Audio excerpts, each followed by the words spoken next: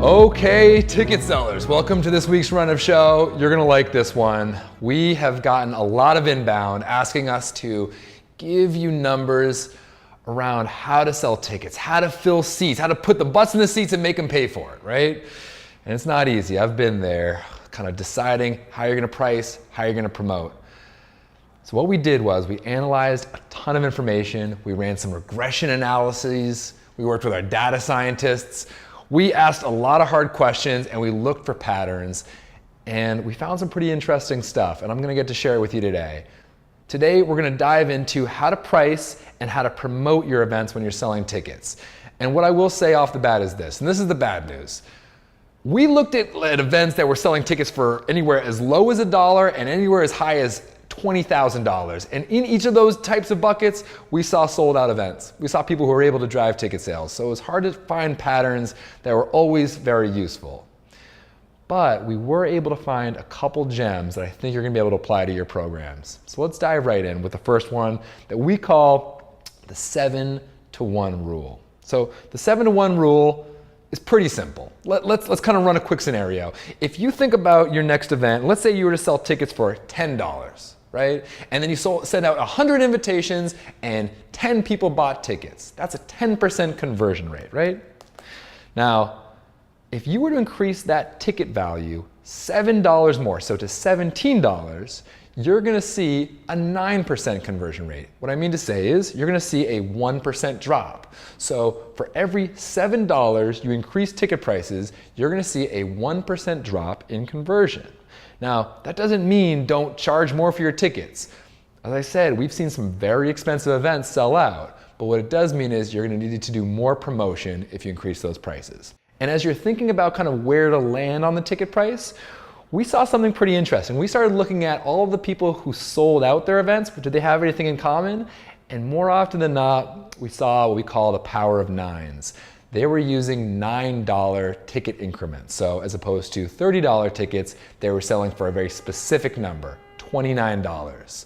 So as you're thinking about where exactly to price your ticket, try $69, try $109. We find that those sell out at a higher consistency. And last on the pricing side, look, we're talking about conversion ratios, and that's definitely something you want to watch as you're pricing, but you can also use pricing as a lever, and specifically to drive urgency. We call it the early bird effect. What we were able to see was that tickets that were using early bird pricing, so this means discounted pricing if you buy now, while tickets last. And you should see, when they're sending out emails, they're really driving this urgency with countdown clocks and talking about how many tickets they've already sold. And they're using these early bird pricing, and we're actually seeing a 12.5% increase in total tickets sold when you use early bird pricing. It's a very powerful lever. 12.5% when you're talking about a lot of tickets sold can be a lot of money. So really think about your tickets and how you're pricing them with early bird. It's a very powerful mechanism. Okay, once you've set up your pricing, the next step is to think about your promotion. Okay, I want you to sit down for this if you're not already, because this is a little bit of a bummer news. You probably already know it. We call this the 2 months, 2 weeks rule. For about 90% of the events that we analyzed, they began promotion 2 months out. And despite the fact that they were out the gates with good amount of time for tickets to sell, we saw that 70% of the tickets that were bought in the last 2 weeks. Even though they're promoting for 2 months, they sold most of their tickets in 2 weeks. Just so you can see what that looks like, I just threw a graph up here. You can see that the last 2 weeks end up being the lion's share of tickets sold, which is a bummer. But here's the good news. As we started diving into the data, we found out one other thing.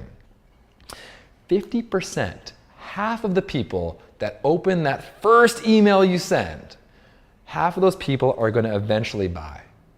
And so what this says to me is that even though we kind of have to sit back and wait for those procrastinators to eventually buy their tickets, we really want to pay attention to that first email and who actually engages with it, because with enough nurture, we can actually get those people to eventually buy. So something that I often will think about is what time to send the invitation. And what our data showed was that the highest likelihood of purchase, when people purchase the most tickets, is between the hours of 12 p.m. and 1 p.m. So what does that say? What that says to me is that When your marketing team's kind of ready to press and they're like, hey, are we ready to send this invitation now? The only question you need to ask is it before noon or is it afternoon? Because if it's afternoon, you've already missed that window. You really might as well wait till the next day.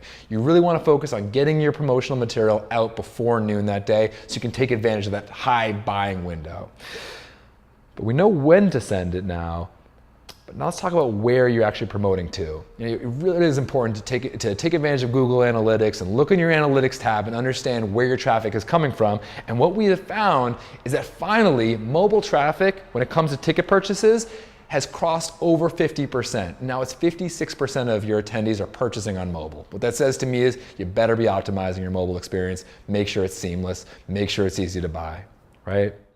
Last but not least, we found that there was, across all of these events that we were analyzing, there was one common denominator for the events that actually sold out.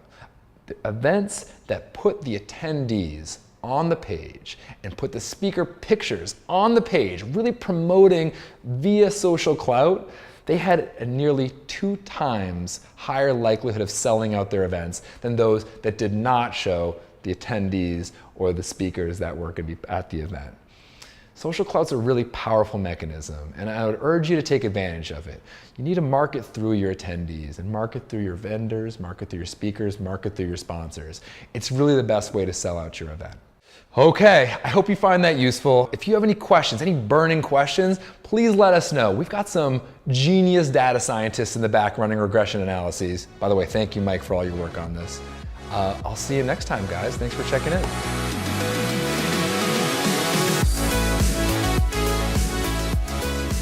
Craving more event content? If so, subscribe below and you can check out more episodes of Run Up Show Weekly.